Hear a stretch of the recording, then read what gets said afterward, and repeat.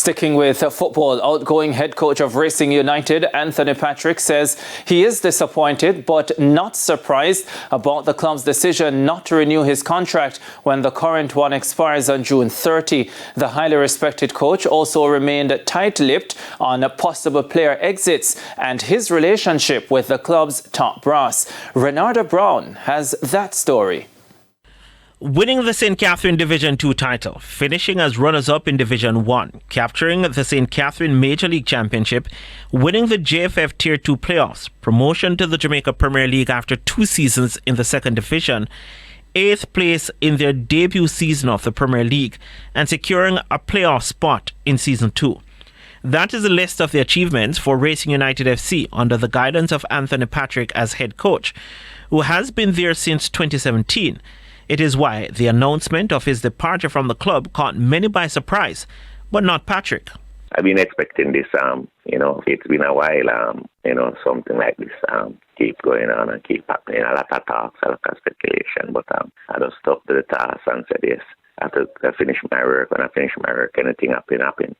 According to Patrick, the relationship between him and the club started to erode towards the end of last year, which threatened to derail the season.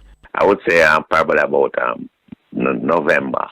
A lot of dispute, keep going on. But as I said, it's not here and there with me. I've just continue to do my work and get the youngsters to function and play. And I must say I'm very grateful for the opportunity.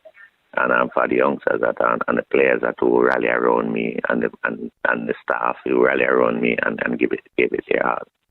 TVJ Sports understands that Patrick's fallout with the club came as he did not see eye to eye with the new investors. That he didn't admit. A lot of things, but as I said, certain things you keep close to yourself. You don't really put it out to the public. You just keep certain things and just hope for the best for the club and the players that will remain there and all the management staff. And the 2-time winning Manning Cup coach may also be on the hunt for a schoolboy football job. This as he's unclear where he stands with St. Catherine High School, who shares a similar management team as Racing United. Well, I couldn't say. At the moment, for the last 3 years, I never signed a contract at St. Catherine High School. It was a verbal agreement for the last 3-4 years.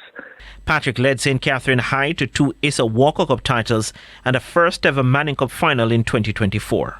Renarda Brown for TVJ Sports.